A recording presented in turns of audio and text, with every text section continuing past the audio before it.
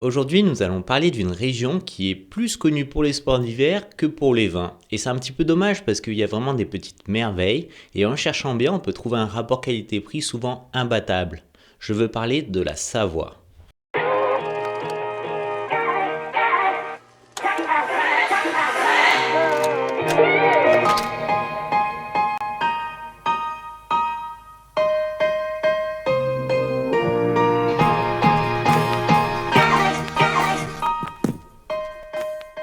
Alors je vous ai mis une petite carte de la Savoie, histoire d'y voir un petit peu plus clair.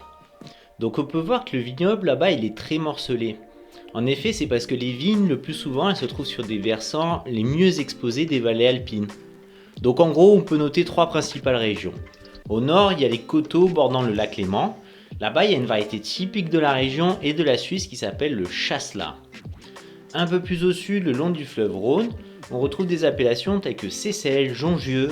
Là-bas, il y a aussi des cépages typiques comme l'Altesse, la Molette. Et enfin, au sud, il y a la région de Chambéry, avec aussi des AOC très connus comme Apremont, Chignin-Bergeron, Saint-Jean-de-la-Porte. Et donc là-bas, le climat, il reste alpin, donc assez froid. Mais pourtant, il y a quelques vallées qui bénéficient de restes de climat méditerranéen. Et c'est justement sur l'un de ces versants que se trouve le domaine dont je veux vous parler aujourd'hui. Donc ce domaine, c'est le domaine des Côtes Rousses et le vin s'appelle La Pente. Il est fait à base de jacquère, c'est un vin blanc donc, et c'est le millésime 2020. Alors pourquoi Côtes Rousses? Eh bien ça vient du sol qui est composé d'un argile roux, et donc sous l'effet du soleil, le versant a cette couleur rousse. Et pourquoi la pente? C'est facile, c'est parce que le vignoble est vraiment pentu. Ça peut même aller jusqu'à 45 degrés. Alors j'ai découvert ce vin lors de cours de WSET, lorsqu'on a étudié la région de Savoie, et donc on a étudié le cépage jacquère, qui est un cépage blanc très ancien, sûrement d'origine alpine. La jacquère, bon, c'est pas le cépage le plus aromatique au nez, mais quand même c'est assez fleuri, on distingue du jasmin. C'est aussi minéral avec de la pierre à fusil. Enfin, c'est aussi fruité avec des arômes délicats d'agrumes et de fruits à chair blanche. Et alors ce qui est sympa dans ce vin, c'est qu'il est très léger. Il est à 11 degrés d'alcool et ça va très bien, c'est super rafraîchissant lors d'un repas un petit peu gras.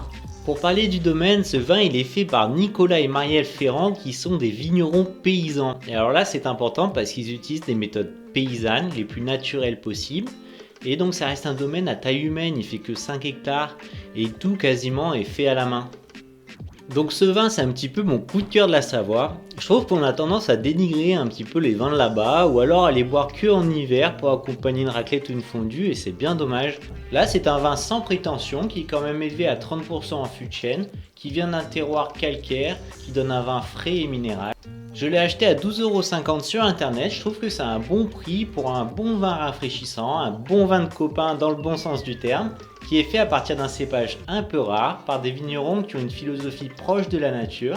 Voilà, moi je conseille à tout le monde de tester ce domaine qui pourrait vous donner une nouvelle vision des vins de Savoie. C'est déjà la fin de la vidéo, si vous connaissez d'autres vins de la région plutôt sympas, n'hésitez pas à me les conseiller dans la section commentaires. Et puis je vous dis à une prochaine, salut salut!